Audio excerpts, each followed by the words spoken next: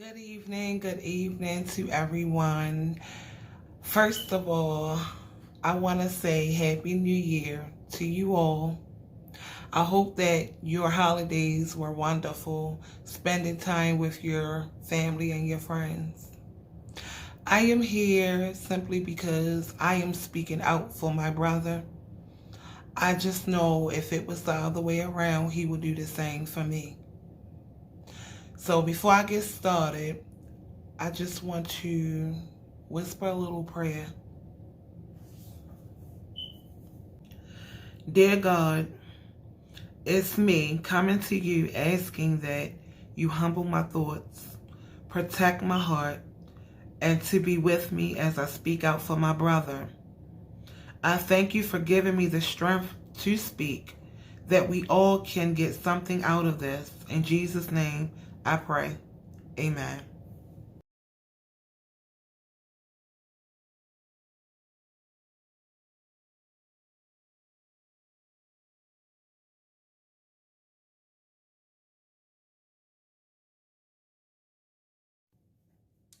All right, guys, so I have some notes here jotted down because there's a lot that I have to say on tonight, and I do not want to miss any parts of what I need to say because this is need to be heard, and this just as well as it need to be said. So I'm gonna just go ahead and get started. Okay, so I made a video about my brother transitioning, and he was cremated soon after, and that decision was made due to his daughters, which was next to kin. The decision was just what they wanted to do, not thinking at all about us, that he had living parents, mom and dad, that he had sisters, that he had a big family who would have sent him home with a funeral by honoring him that way, because he was a man of God. He was a pastor. Just do like a little small bio about him, so that way y'all can kind of see who he was, what he was, and what he was about. My brother's name was James. For short, we would call him Jimmy, and that's what all his family and his close friends would call him. So we grew up with a beautiful childhood. My parents had 3 children. It was my sister, my brother, then me. I'm the youngest of us all. And we also spent a lot of time over our grandparents' house, where we played with all our first cousins. We did a lot together as a family because we were so close-knit. We had a singing group. We sung on our family choir. We all went to the same church. We traveled down south to our family reunions. We just did so much stuff together. And within our own immediate household, we did a lot together. You know, we just had a marvelous childhood. We was taught so much. We was taught not to be mean, not to be angry, but to love and to look out for one another, to share and all types of things like that. And that was really strict in our house. And when I say our house, that meant our house we grew up in, plus the extended family, which is my grandparents, their children, and our first cousins. That's just the way we were raised. And that bond that we all created for ourselves has been since we were babies all the way up till today. So just to give you just a little backup story on how our childhood life was. As my brother Jimmy got older, in his teenage years, even his youth, like young adult years, he still was attending church and realized that his life would not be anything without God. So he wanted to pursue himself in ministry. So when he was old enough, he went out to purchase his first home, a single family home. He had his cars, he had a nice job, so he was doing really good for himself while in ministry.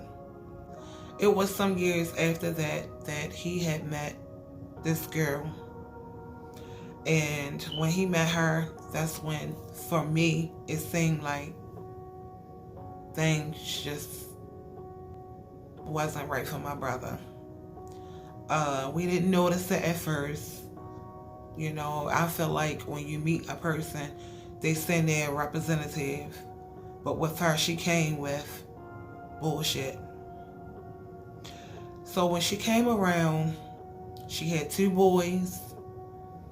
And they were nice little young guys, you know. She explained to my brother, just as well as his family, that I forgot what she said happened with her, but she couldn't have any children. So as my brother and her proceeded with their relationship, my brother had a church. And I just remember, I don't know what the argument was about, but I'm sure to me, and I know that it didn't have anything that was so crucial that will make a person be as angry as she was. So I just remember her with the plaques and certificates that my brother has gotten throughout, you know, his years at that time. He had hanging on his church wall. And I just know, I remember her going to the church, vandalizing the church, going to his pastor study and destroying the walls and things like that. And at that very moment, my father told my brother not to marry this girl. If you're planning to marry her, do not marry her. But at this time, my brother was in love with her. And, you know, in relationship, you try to work things out. You see more of a positive, or you try to see good in a person rather than what is in your face. So when you in a situation, sometimes you don't see what other people see. They wind up getting married, and she wound up getting pregnant. So we was like, okay, you know, God do miracles, because that's what we believe in. That's what we all was taught, that God does miracles. So I'm not sure, it's not in no particular order, but it's just what I know and what I've witnessed throughout their relationship. It was just a lot going on that my family wasn't supportive at all about their marriage because of the things that was happening in my brother's life.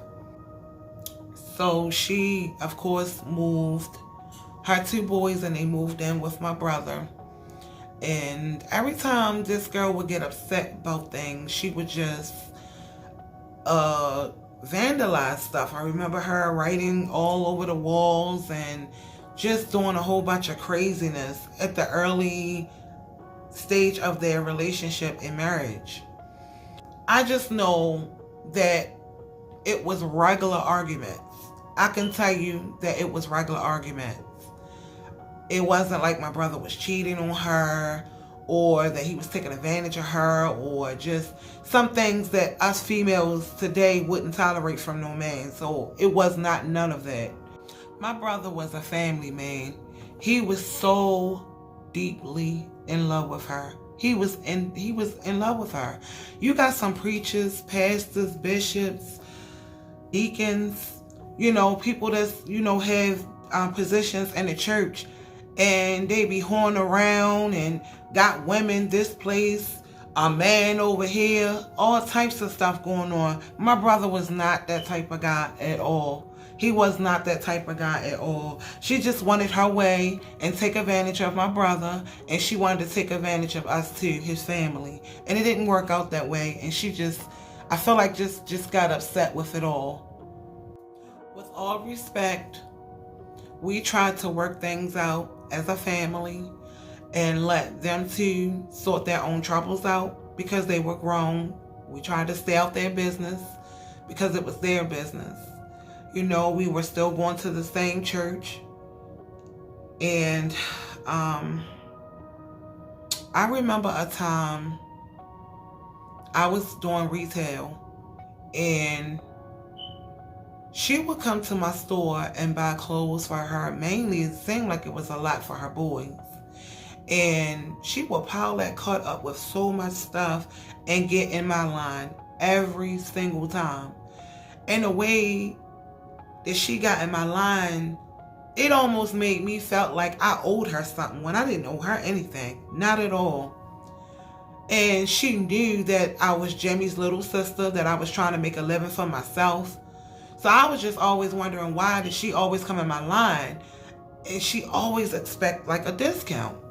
So I would give her like, ring some stuff up, not ring some stuff up, ring some stuff up, not ring some stuff up, so she wasn't paying the full price for those items. And it was a discounted store any damn way. But anyway, I just did it. And I did it so much. She would come in that store so much and will get in my line that my manager, the supervisor, she noticed it. And I wound up getting fired behind that. And it's just so many stories of what has happened in our life with this chick. I'm telling you. We would buy the kids clothes and toys and stuff for their birthday, for Christmas. And like I remember, I bought a kitchen set. The dishes, the sink, like the big old kitchen. They had the food, the cart, and all that stuff. And I remember one time, I was like, y'all having fun with the toys? Or my mom would ask, did y'all like y'all clothes? Or whatever it was. And they would say, my mom would throw it away. And we was like, throw it away? Like, because what's going on between her and my brother didn't have anything to do with us. And at that time, I remember back in that time, I used to be like, how do girls be acting like they don't want so many women, at that time, so many women would love for their baby father side of the family to do for their kids. And she was a totally opposite, because she wasn't getting her way and that we wasn't falling for her schemes and things like that, that she tried to like kind of almost turn them girls against us, So it started with us, because I could tell like how they would act certain ways. I remember a time after church, the oldest girl would come to me and they loved hanging with me. The oldest girl she said one time, I know you don't like my mother, but can I go home with you? And I stopped her right there in her tracks. I said, it doesn't matter how I feel about your mother. Don't disrespect your mother to me. You can go home with me, but you don't have to say that. I remember it like it was just today. And she just was like, okay. I said, okay. And she okay. She reassured me that she understood what I said.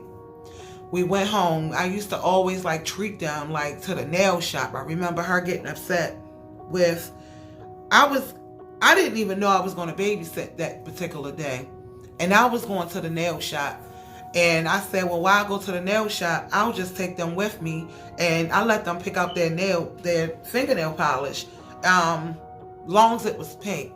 So they picked out like a hot pink or something like that. And my brother called me on the phone, like, she was so upset about that hot pink. It was too grown for them, and just fussing, nitpicking, when I'm an aunt. I felt excited. I did the same thing for them like I did for my sister's children. When they were small, I would treat them to do things. When I'm watching them, they're going to have fun with auntie. You know what I'm saying? And that's just the way I carried it with them. It was just so much that has happened. It's just so much has happened. I remember a time my sister, she wanted to have card night at her house. And we were all over there and we were playing cards, playing spades. And at this time, I'm not sure if she's still doing this type of work today, but she was working for like a liquor board or something like that, fire marshal or liquor board. I'm believing it was a liquor board. And she was like a lander, because at this time I was going out all the time. I didn't have any children, so I was just always hanging out with my friends all the time. she asked me like, Orlando, what clubs you be hanging out at? And at that particular moment, I didn't put two and two together.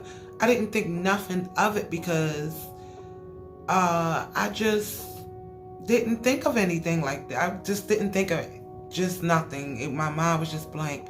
So I told her where the places I go and hang, and a particular place that I always go and I meet up with my friends and things like that.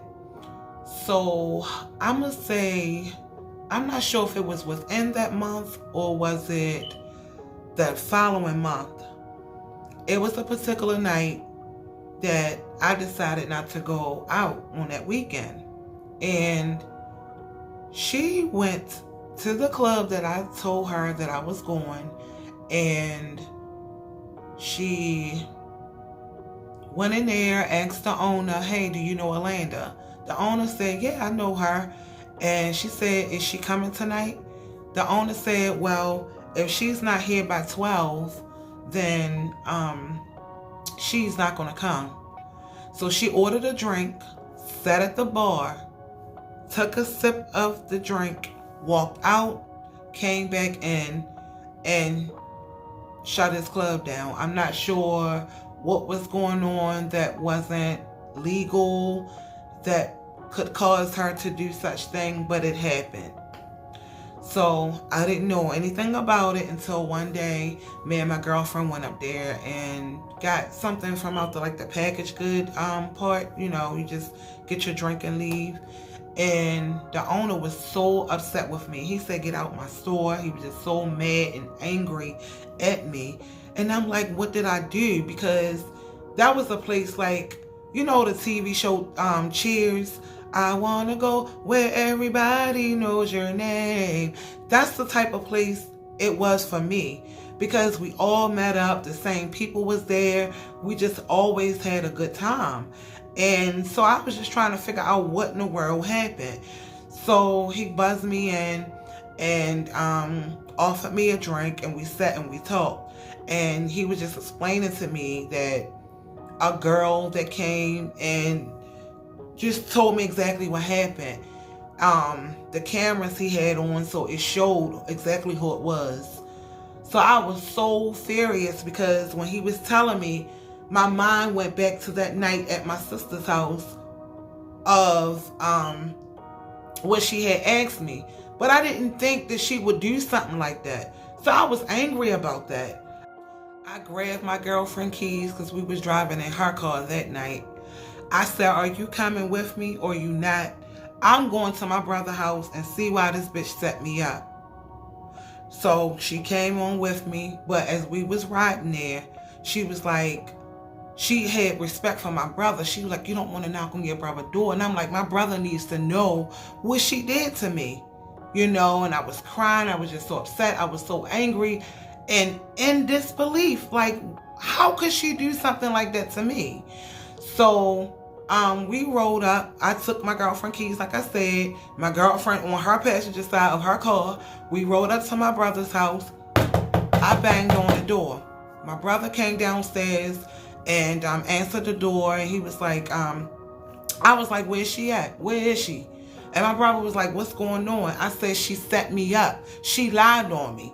And my brother like, what's going on? So she come walking down the steps, looking all guilty because she knew exactly what happened. She knew exactly what happened because it happened like days, like maybe a couple days after that. Mind you, I didn't go. She went there that night. And then a couple days I went up to the the package good department. So when she came downstairs, I seen it all over her face, but I can tell in my brother's face, he didn't know what was going on.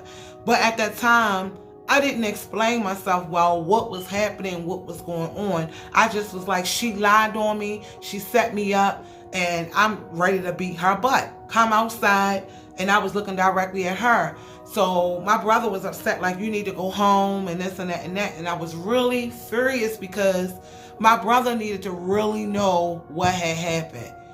So me and my girlfriend persuaded me like this to calm down. You know, when things calm down, then you talk to your brother and let him know what was going on. So we left from there. So like it was just constant issues with this chick. I'm trying to tell you, this girl was scandalous. I'm telling you, she still is to this day. And I feel so sorry for her daughters, because I just do. I mean, to be a person like that, and then you raising girls to be like you, is evil. It's so wicked. It's so wicked.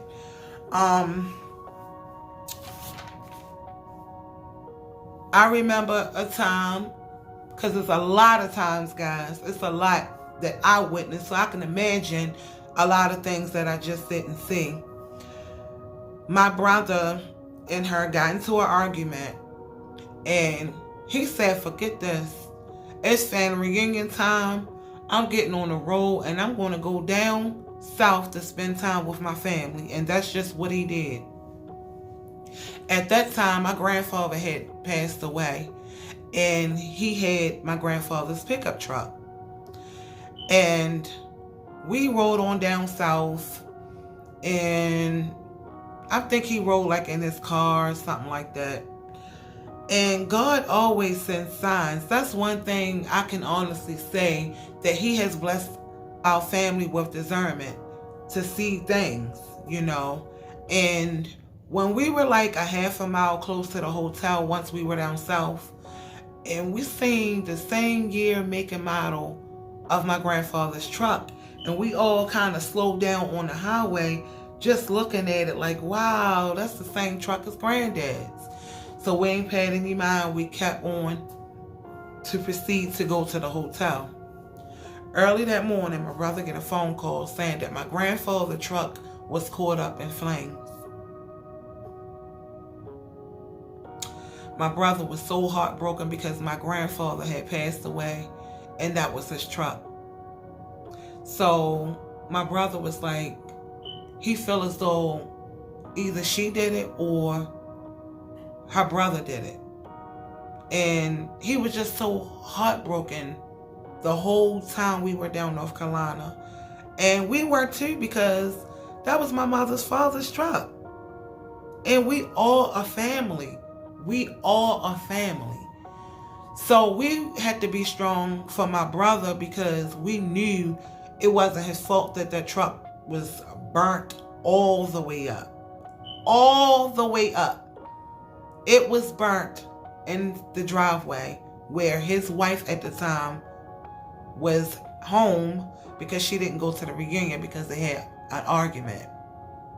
So I don't know what had happened. He got back. I just know he was hurt behind that. And so was his whole entire family. Not his immediate family. His whole entire family. Okay? It was just so much things that has happened between them and their relationship. So she wound up doing her own thing. She always seemed like, to me, she was doing her own thing the whole time. So she wound up having some little boyfriend or whatever, and my brother and her wound up so-called like separating, I guess, for a little while. It wasn't so much of a big separation. I think they needed time away from each other. So my brother left the house and left her there. Meanwhile, whoever she been talking to, she had to been talking with this guy for quite some time, because really soon she had a guy in there driving his vehicles and all. And me and my mother witnessed that. One day, me and my mom was out and about, and she was just like, let's just ride through Jimmy's house and see what's going on. So we rode through there, and as we rode through, that's all we wanted to do, was just ride through, take a peek at the house, and keep going. As we rode through, we seen her leaving in the passenger side of one of my brother's vehicles with her boyfriend driving it. They came out the house, got in the car, and they pulled off. So my mother rode up to the car enough for her to see that we saw them in the car. And we sped on, we went on our way. So my brother, I don't know if he had to fight for his house or whatever it was. I don't want to forget. I want to let everything out. I remember they opened up a business, Sister Living Home. And with that time, I remember working for them because I was doing that type of work anyway. I was doing CNA, GNA. And I would come in and help out because they needed the help. And I remember even the clients not liking her. They were like rolling their eyes and stuff like that as I was walking in the door to sign in or clock in, whatever I was doing. I would see the lady, Miss Woods. I remember when I would walk in and she would be like asking for something cold to drink, maybe a soda or a juice or whatever she wanted. And I would hear my brother's wife at the time, "You're not getting nothing. You're drinking water. All these cases of water on this floor, you're drinking that." And she would be so happy when I walk in because she would call her like an evil snake. That's what she would call her. Couldn't wait till she left out or just do something, you know. And it was just a mess. It was just a mess. But, you know, once my brother and them, like I said, when they separated, them clients stayed with my brother. They did not want to go with her because she was just too evil. And they just used to tell me stories about what was going on, you know, in there between my brother and her, and how, you know, nasty she was as a person. So even those seniors was witnessing how she was as a person. So with all that being said, once they really separated and my brother went to go back and live in his home, she was so bitter, angry, and I don't know what had happened in that lady life. I really don't.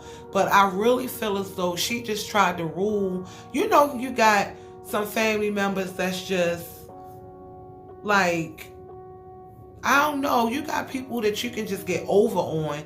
And I guess she felt like we were that. And we wasn't.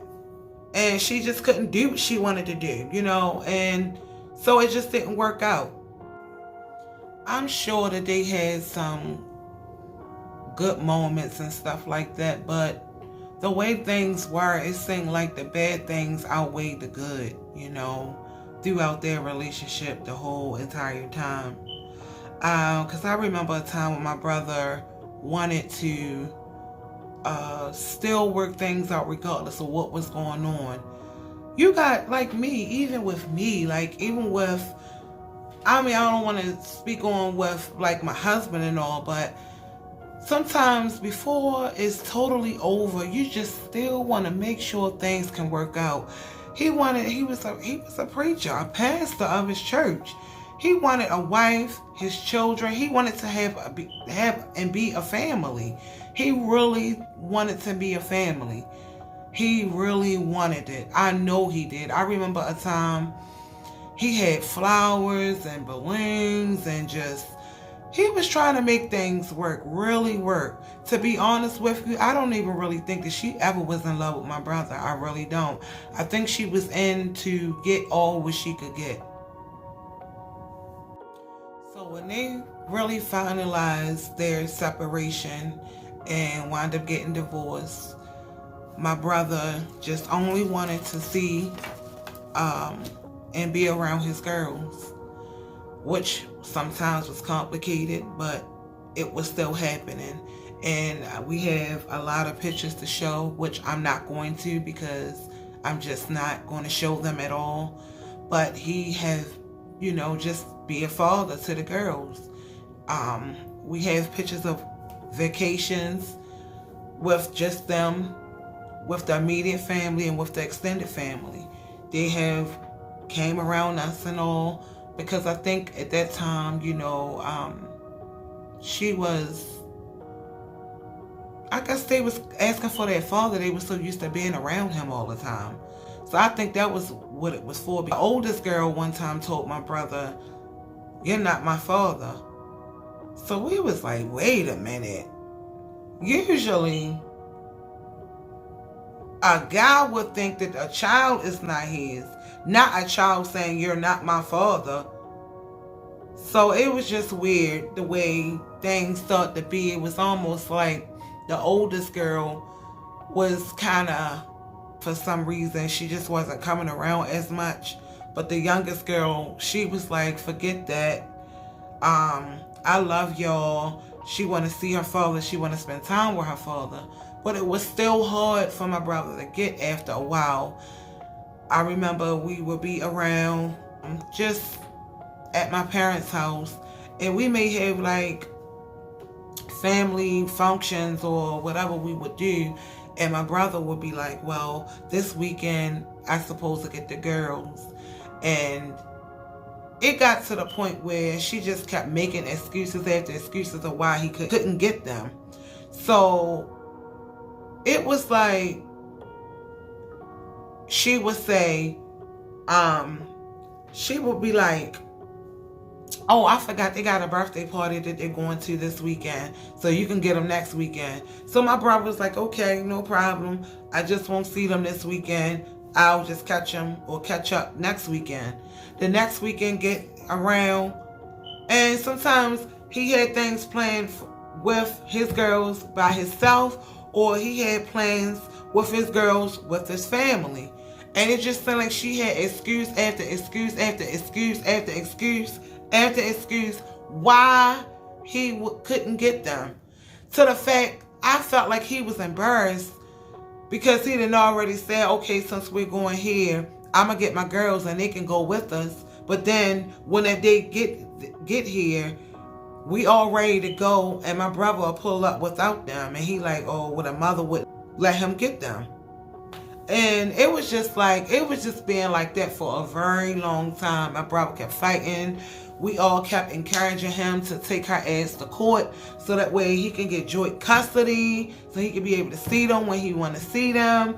You know, it could have been every other day, every other weekend, every weekend, whatever the case was. We was just trying to encourage him so that way he can be able to see them. Them girls was my brother's life. I know my brother loved God. He put God before anything, but he put those girls before any ministry or any church service. He loved his girls. He loved them. It's times that we had sat and we cried because he really wanted to spend time with those girls. That's all he had. They were the only two children he had. And he couldn't see them as much as he wanted to because of her evil ass. So as they got older, time went on. My brother found out he was sick. He had diabetes, and right after that, he just seemed like he was just, yeah, that's how it was, man. And he wound up, you know, losing. He just seemed like he just started losing stuff or whatever. But when my brother got closer on to being sick and stuff like that, he was still spending time going to the kids' school, trying his best any kind of way possible to see them kids. And after a while, like I said, the oldest girl, she just didn't want to go anymore. So he would just go see his daughter, even though it was hurting him really bad because he wanted to spend time. Your first child and now your child, how you going to, I mean, you have one child. You have a second child. You may wind up having 5 children. But your first child is the one that you really, really, really, not to say you care for more, but that's the child that creates you to be a mother or a father. How would he not care about her? And the only reason why I say that because I'm getting close to the end of what I needed to say and to express. So my brother just wound up just kind of losing himself because things was just, it just seemed like things started to go like downhill from there. He still had his church, he still had things going on for himself, but it wasn't what he dreamed of or what he always wanted. So I felt like, to me as a sister, and the times that we had talked, even with our older sister, you know, and just the things that he been through in his life, all that time, that sometimes you can just get depressed behind certain things like that, you know, that, and all that you keep fighting for, you get tired of fighting. to see a loved one, somebody that you love, you know what I mean? And that's just how we looked at it, because we seen and witnessed and felt his hurt, his pain. So anyway, my brother wound up being hospitalized because he wound up getting pneumonia, and we almost lost him at one point. And it seemed like ever since he was hospitalized for like 3 months, it seemed like he was trying to fight, but at the same time, I feel like he was probably wondering what the hell he got to live for. He had us, but he had a family too. Especially his girls that he couldn't even hardly see. He was praying that they would get old enough where they can make their own decisions to see him when they wanted to, and not from their mother's consent. And he just laid in a hospital bed, and it was just, even still then, that ex-wife was just mean, bitter, and nasty. She was real bitter and nasty. And we called the girls up so they can, know about what's going on with their father, because we just thought it was the end of the road for him, because it was really bad that he had pneumonia, that his lungs collapsed, and we just really thought that we were about to make funeral arrangements at that time. But through the grace of God, my brother wasn't a smoker or a drinker, so that's what kept him here. But I'm not really sure, but I'm thinking in that process, he was starting to gain like kidney failure through that. I'm not sure, because not that many years from there, he wound up having to, deal with kidney failure, so he had to go to dialysis and stuff like that. So my brother was still doing what he did, witnessing, God's word, and still living in his beliefs and stuff like that. But I still feel like he didn't have nothing to fight for. I really feel like he didn't. Like I said, he had us, but everybody had their own. I probably had my own. I had my kids by that time. And I had my own family with my husband. My sister had her family. Everybody had their own lives to live. And he probably felt alone. I'm going to tell you that. I only say that because it was almost like a little dent in their relationship, where I don't feel like it was even the thing between him and his children. I think it was between my brother and my brother, because shortly after that, my brother really particularly didn't want to be around too many people anymore. Besides his church family, different churches he would, go preach at, and the people that was around him. But like the extended family and stuff like that, he didn't really like come around like family and stuff. But I really honestly think that his girls thought that, and I feel sorry for this, because my brother is gone and they will never understand it. But I honestly think that they thought that my brother was a certain way only because of their mother and how things were with them. But it was something that my brother was fighting in his mind, because I felt like he was depressed behind this stuff that was going on the whole time. Like I said, me and my brother and my sister, we would sit and talk about a lot of things. And I can just honestly say that my brother loved the hell out his girls. He did. And if it was only the opportunity to spend with the youngest girl, he did that. And I just wish he would have fought for those girls. Maybe to not have full custody, because, children need both parents, but at least so he can have his time with them too. He was still making time and effort to go see the youngest girl at her job, because she even told me. But she was like, oh, my father looks sick and I don't even know what to say to him and stuff like that.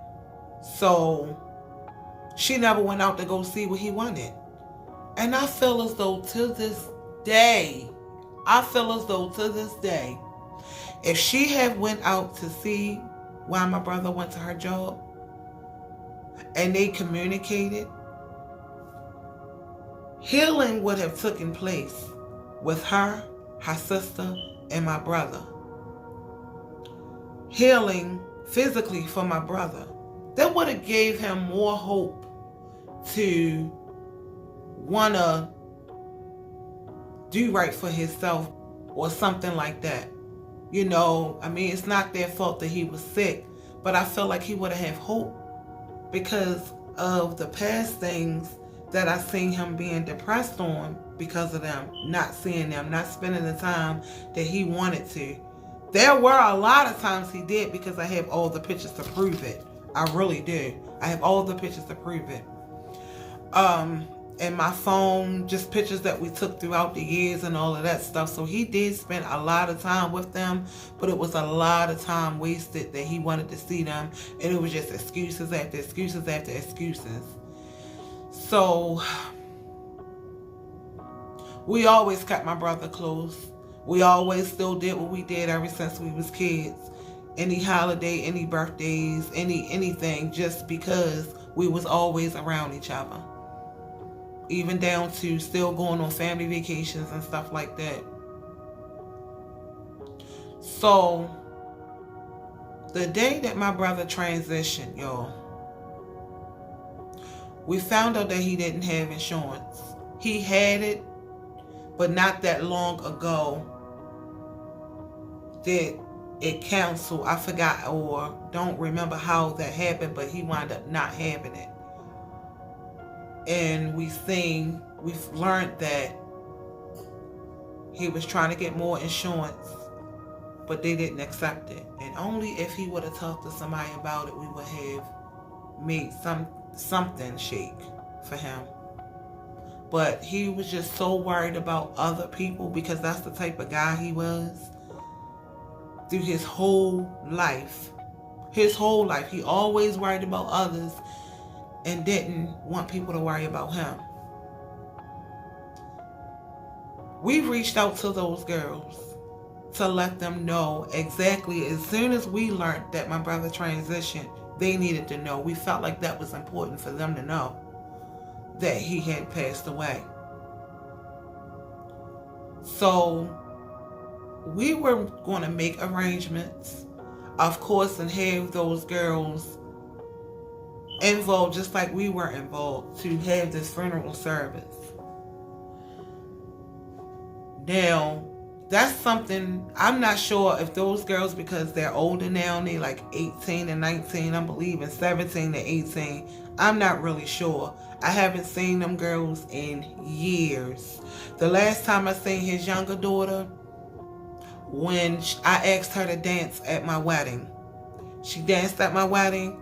I haven't seen her since. I heard her on a phone call. My brother would call. He would put on speaker, or sometimes my brother would tell me that she said hello. Other than that, I haven't seen them after that at all. I invited both of them to dance at my wedding, but only one showed, and that was the youngest girl.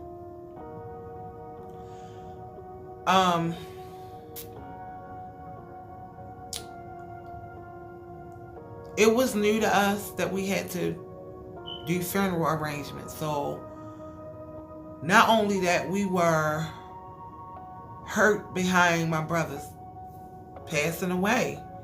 So we was just trying to figure out what funeral home, what this, that.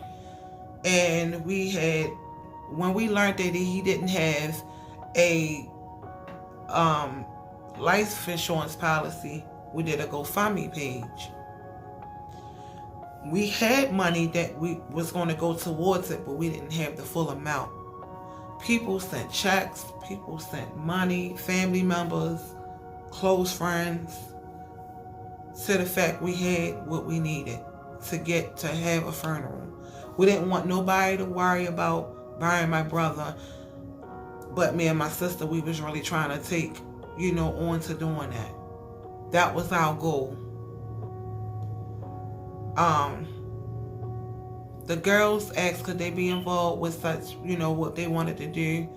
We was like, fine. When we all meet up, we'll call you and we'll just go from there. That was my answer when she called me. Maybe a day or so later, I got a phone call from my brother's youngest daughter telling us that they already scheduled a cremation and that we had 2 hours to go see my brother before they cremate him. And only 4 people can go and see him. Okay. So my sister calls down the funeral home. Of course, at this point, I was just so upset, crying, like, please, no, don't do this to him. Like, don't do this. He deserved a funeral, He was in this big organization where my brother was a junior deacon. He graduated to be a preacher, to an elder, to then he got his doctorate degree in preaching. And what else? He just accomplished so much. He needed to be honored, in such good manner because he was a great guy. So I'm crying and screaming over the phone like, please do not do this. Please don't. So, when you can feel people's vibrations, people's vibes. On that phone, I didn't feel no sympathy coming from her. Instead of her saying, Aunt Alanda, like I'm used to hearing her say throughout the years, she said, Alanda, I tried to have a relationship with my father and he didn't want us. He didn't want to have a relationship with us.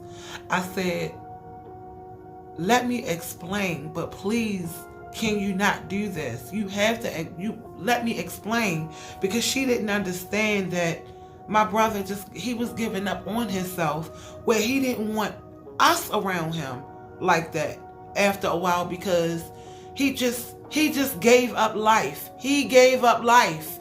It didn't have anything to do with his 2 daughters at all. It had everything to do with him giving up on himself because he felt like I don't know what he felt, but I know he gave up on himself. He felt like there was no hope of having that relationship that he wanted with his children and whatever else that was on his mind, in his heart. I called my sister immediately. My sister begging our niece, please, can you reverse it? I don't think so. It's up to us anyway. We're next to kin and we're going to do it and nothing you can do about it. We tried to have a relationship with him and he didn't want it, so we did what we have to do. At this point, I'm so upset, I had to hang the phone up. I said, fuck y'all. No, I did not mean it, but I meant it. Because that was really cruel. And the last time I seen that girl, her heart wasn't there. And it just made me feel like her mom persuaded her or poisoned them girls to be like her. Because she had bitter and hate in her heart. And I don't know what was wrong with that lady and why or what she ever been through before she came to our family, but she carried that same evil spirit to our family and through those girls. So after we learned that, like I said, my sister, she called down and they said only one because 3 people already came, which is the daughters, whoever else it was, which I feel like it was the ex-wife who made it the 3rd person. So now only 1 person from my brother's side of the family could see him before he get cremated. So my sister explains to them that he has 2 living parents, a mother and a father, and 2 living sisters. So they said, well, they can have it where they can be able to go down there and see him, but that'll be it. So my sister explained to them again, to the funeral home, that they're seniors. They will not be going down there by themselves. It's pouring down raining outside. They would have to have someone to escort them in there. There and in there. So that was that.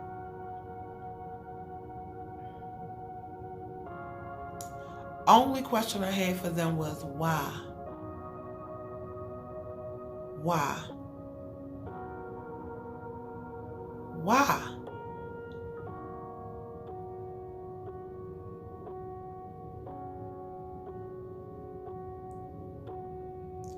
Knowing he had family and friends,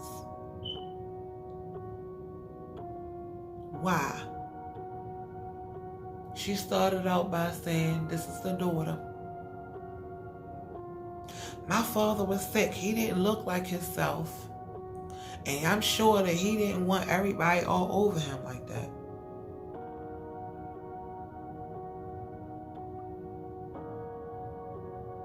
At the funeral home, he looked the same way.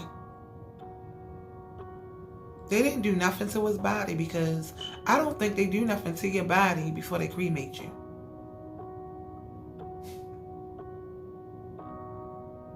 He was just laying on that table, covered in plastic. We only could see from here on up.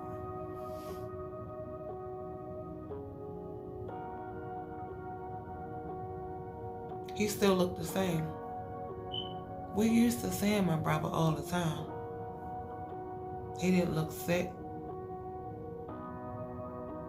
He just looked like he was just asleep.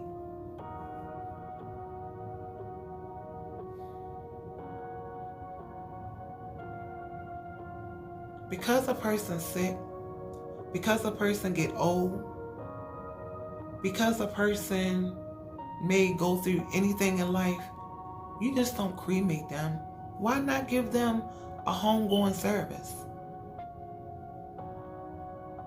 Because a person was sick, you just cremate him?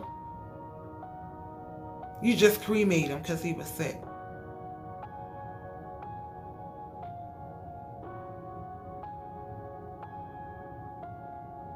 They was next to kin, so they made that final decision.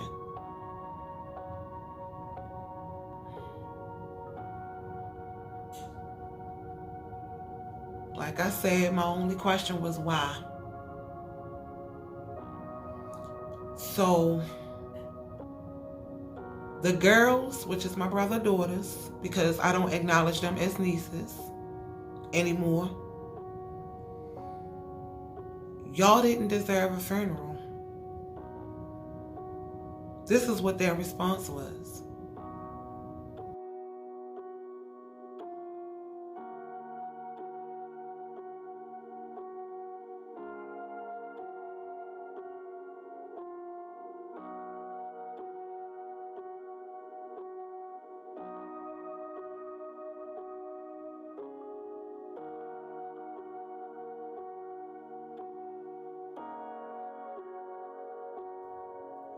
I can't believe that they had hurt and anger built in. I can't believe that they would do something like that. With the history of what their mother had and how she felt about my brother. Because she been wished him dead long time ago when he was in a hospital. Was it 4 or 5 years ago? When he was suffering with pneumonia. She wished him dead to me and my sister at that time. On the phone.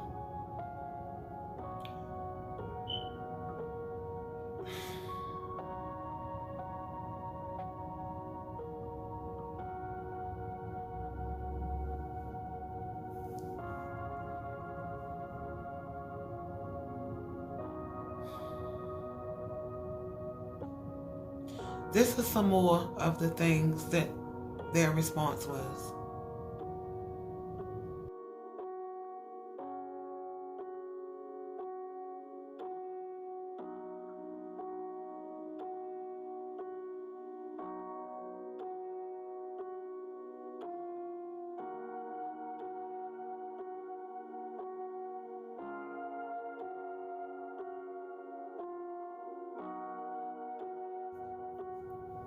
I sat up so late that night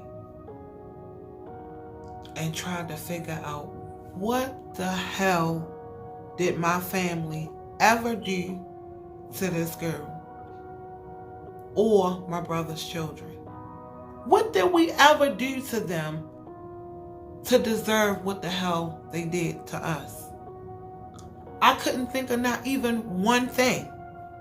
They couldn't even name one thing we did to them. Not even one thing. I apologized to them. I said, I'm sorry that y'all feel that way. I'm sorry that your mother is trying to persuade y'all to feel certain ways about certain things, but it wasn't like that.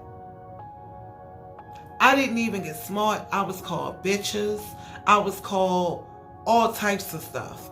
Everything.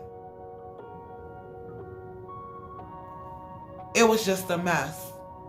And I just wanted them to know how much my brother loved them. That's all I kept trying to tell them. How much my brother loved them. And it was just so much. It was paragraphs after paragraph after paragraph coming through my phone. Coming through my phone. And the only thing, I think the last thing I had said to her, I'm thinking that it was me saying only if she just would have talked to her father to see what was up with him when he came to visit her at her jobs and she didn't want to come out. A couple days after that, my brother's ex-wife came through my phone, calling me all types of bitches, saying all this type of stuff because they all seemed like they were screaming because they needed to vent or explain or whatever the case was, but it was nothing that I can honestly say that my brother even done to them or we done to them. We was just being disrespected through my text messages.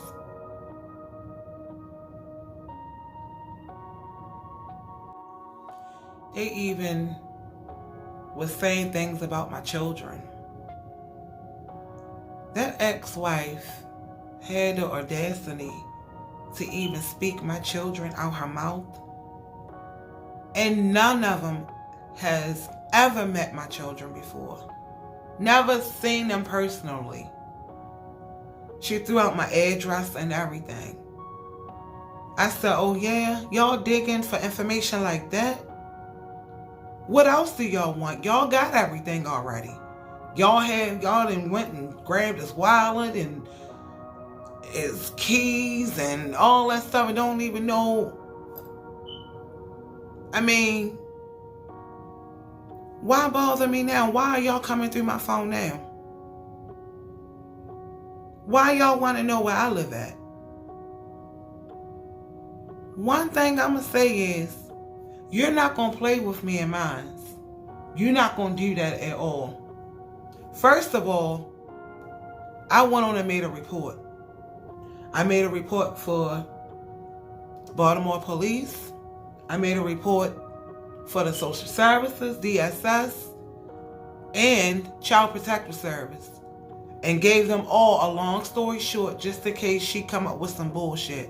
She has been a scandal-ass person all this time. No telling what she got up her sleeve. She see it's no retaliation. That we're allowing God to take his course to do what he have to do with her. So she's probably going to be mad still. Because what she thought was going to be, it ain't. and we at peace. But I'm going to tell you one thing. Let her come to my door, which I know she ain't. She a coward like she was when I knocked on her door years ago. She's a coward.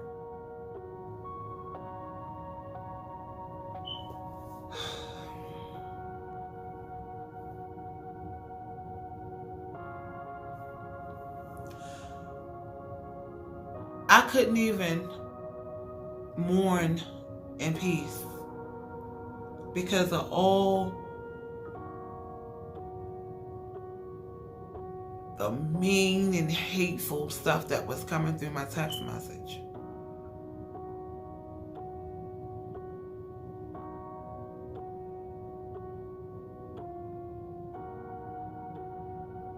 So that answered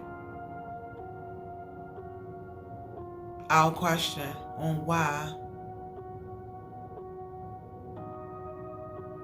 they did that to my brother.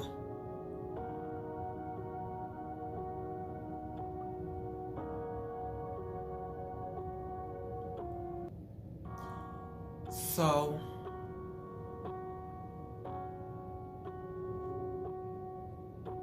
life isn't fair sometimes.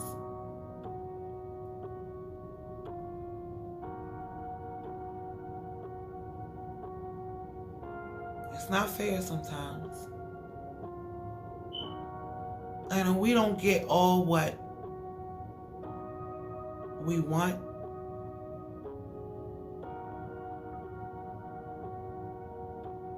But I can honestly say that we were at peace. We were at peace. We were at peace. Because we spent time with my brother all the way up to the day he died.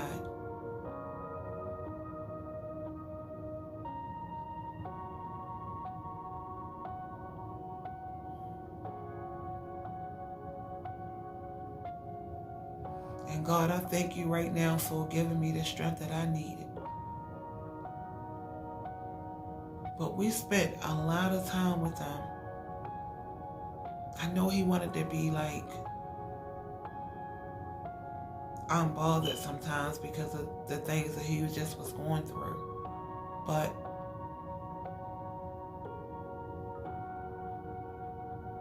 we fought because we're a loving family. And we fought to make sure that he was fine, to make sure that he was okay. And I just feel so sorry for those girls because they spitted out a lot of false information that they assumed what was going on with my brother and don't even know the half. They just assumed. And if things were the right way, we could have came in one accord with a funeral for my brother. Answers for those girls so they could have peace within their hearts about their father. But it didn't work out that way. So that's why I felt it was a need for me to make this video. Because it is totally needed for the ones that didn't know us or don't know us, and for the ones that do know my brother, so they can really get the whole story on how everything came about.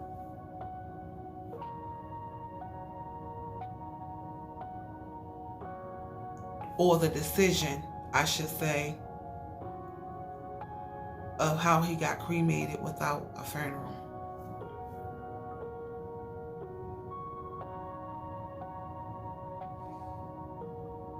With this, I feel as though we all can learn from this by making sure We're keeping up with our life insurance policies. No matter how old you are, I think everyone is entitled to make a will. Get it notarized, get it signed by a lawyer, get a witness to sign it, whatever you got to do to make a will. To be careful who you dealing with, who you having children by, who you marry. If you're not with that person anymore, get a divorce, because that's my goal now.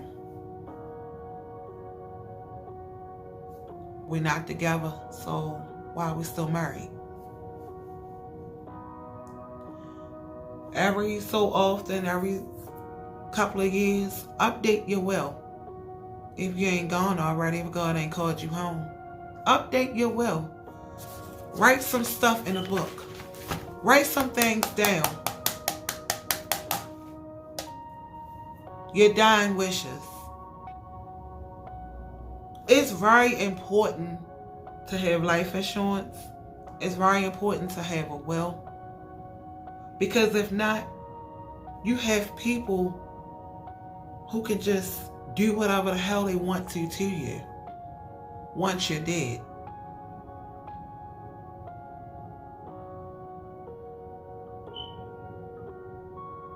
So now, my parents didn't get a chance to have a proper goodbye to their one and only son.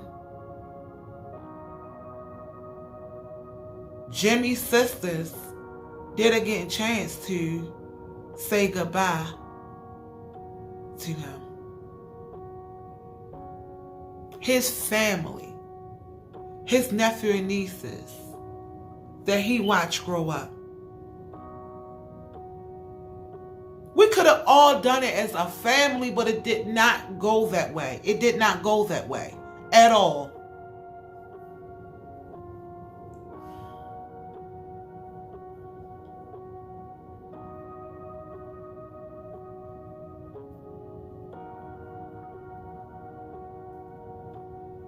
But we're still at peace.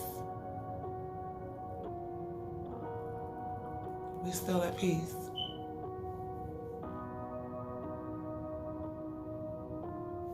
Like they said, go have your own service. And that's exactly what we're going to do. That's exactly what we're going to do. Because when my brother transitioned, his soul been left his body then, where he died at. Not at the funeral home.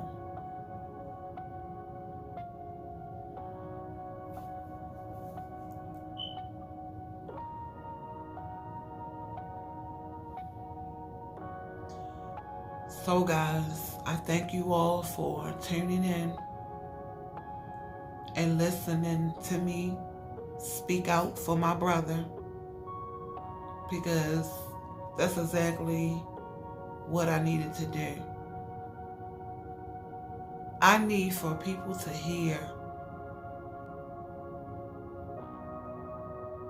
And it's very important that you be careful who you trust.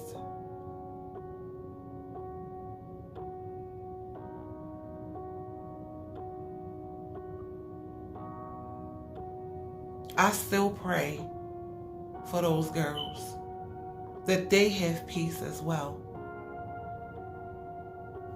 for the duration of their young adult life and the rest of their life.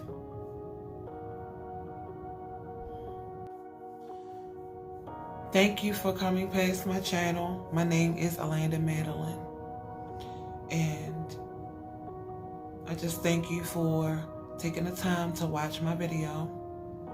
And I would just say love, peace, and blessings to you all.